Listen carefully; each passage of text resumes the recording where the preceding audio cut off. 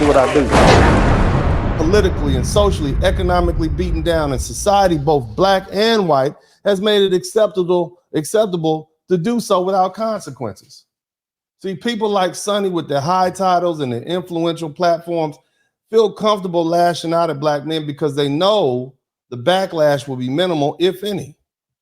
And Sonny's background as a Boricua, as a Puerto Rican woman, also adds insult to injury. She doesn't share the legacy of systematic oppression that we share.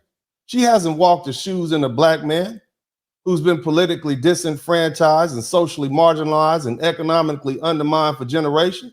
Yet she feels entitled to sit on that platform and publicly denounce us in this harmful way. And she has no idea what it means to be a black man in America. And her remarks show that she doesn't care to understand. Shout out to Age of Machines. Thank you for being the first person to contribute to the super chat. Good looking out, fam. I appreciate y'all. Let's do this.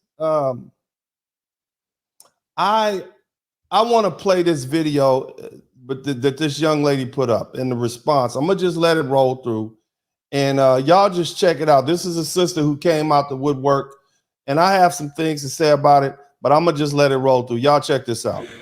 Was in discussion with her colleagues around the table about what needs to happen during this 2024 presidential election cycle. When we're looking at these polls and we're looking at who is voting for Trump, you've got 53% of white women that voted for him in 2020. We've got to reach those women. We've got to reach those ridiculous, crazy black men that did vote for Trump. We've got to somebody type ridiculous, crazy black men in the chat room. Reach those people. We've got to reach the Cuban men in Miami that overwhelmingly voted for Trump. So she talked about the women and the Hispanic men. But when it was time to talk about black men, she called them the crazy, ridiculous black men. Yeah, you heard me right. The crazy, ridiculous black men is truly outrageous. And in fact, it is dangerous. And there are connective tissues to how Black American men have been treated historically in this country. Now, I want to take the time to say this. The real issue isn't about who black men are voted for. It's the fact that people like Sonny think black men shouldn't have the freedom to choose their candidates without being vilified. Every other voting bloc, be it white, Hispanic, Asian, Muslim, whatever, they have a right to vote how they choose without being labeled as crazy or ridiculous. So why is it different for black men? Why is their assumption that black men need to be controlled? Somebody type control in the chat room, and that our political choices should be dictated to us by people like Sonny Hostin. See, this is nothing but a continuation of the long-standing public lashing black men have had to deal with, and it's completely unwarranted. Black men have earned the right to vote whoever we choose without being chastised or disrespected. And the fact that people like Sonny feel comfortable saying these things just goes to show how deeply rooted this disrespect in our society is. So ask yourself, why do black men, especially foundational black men, face this type of treatment? Why do people of influence like Sonny feel that they're so at ease to attack us publicly? See, Sonny's comments, it wasn't just a slip of the tongue.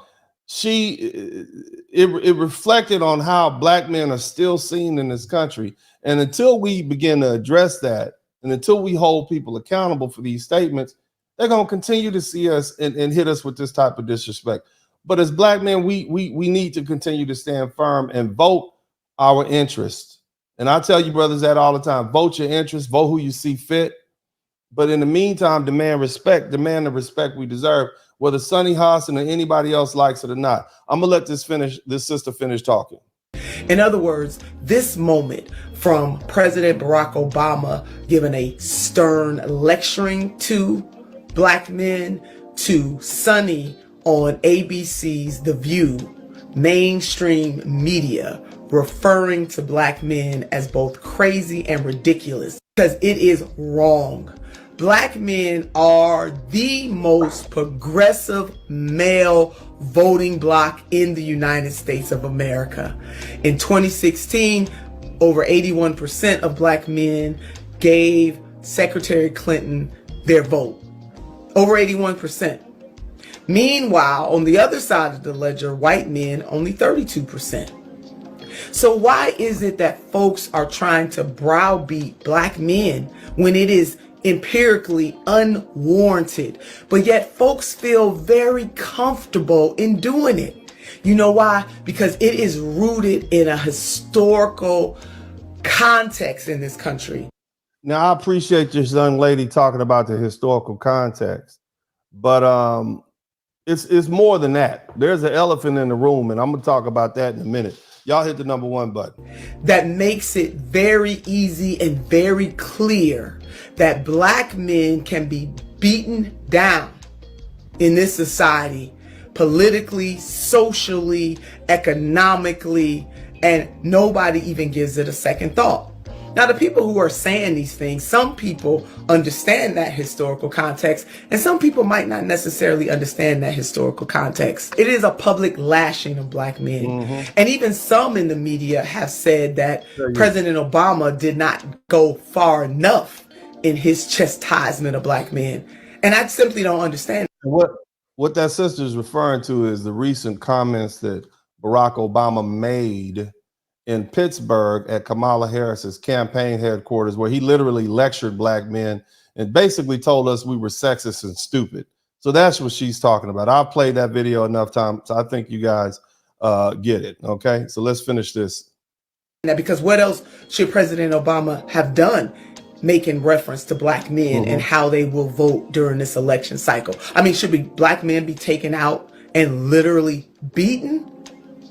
We must think about these things. And those of us who have cachet or have greater influence must think about these things in a deeper way.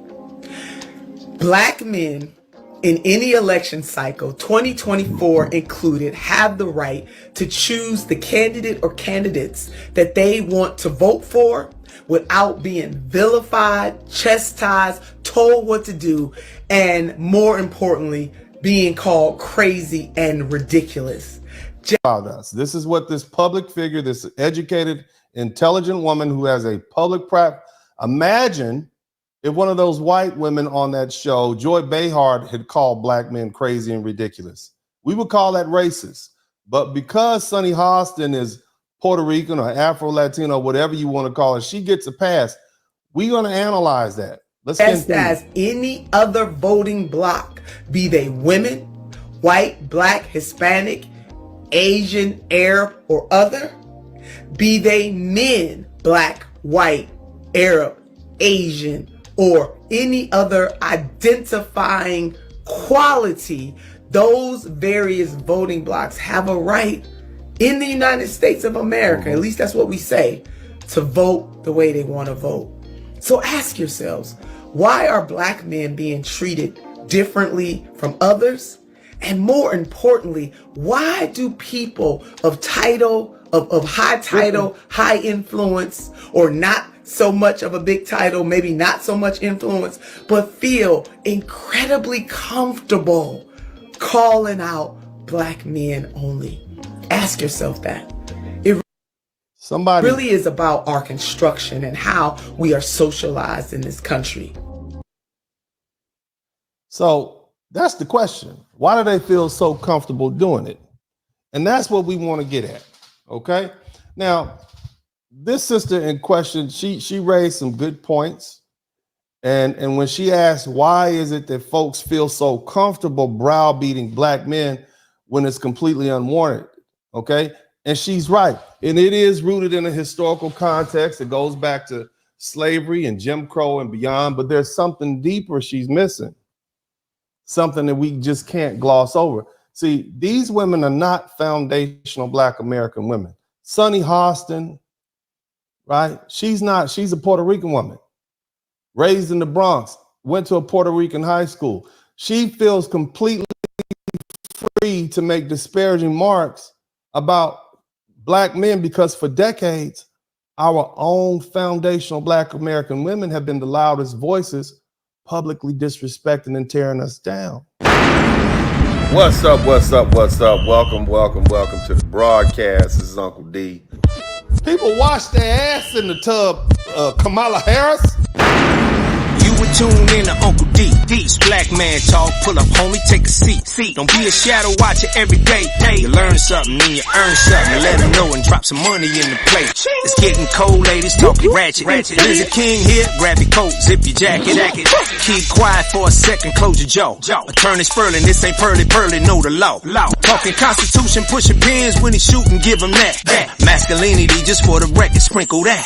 You can keep your cat, gotta cut it. Only cat he rubbing, gotta love it. I call it Molly Buddy. Gotta vote your interest, voting earns. Presidential, this is for the money that I earn. When you gon' learn, my people, that evil mixed with evil. No matter what you're doing, baby, this ain't equal. Sometimes when you're special, you get hated. The test is for the best, you're damn right, my people made it. Uncle D, Blizzard King, you been served, gotta know this. Now black men out here know we winning, gotta hold it now. Uncle D, you been served, get your notice now. Black men out here know we winning, gotta hold it now. Uncle D, you been served, get your notice now. Black men out here know we winning, gotta hold it now. Uncle D, you been served, get your notice now. Black men out here know we winning, gotta hold it now. Hey man, I'll do what I do. Somebody need to whip your ass. Get up and whip him, Sweets. Hey, don't be putting the money in my hand all rough. Take your ass out here. You buy you a Flowbee and cut your own damn hair from now on.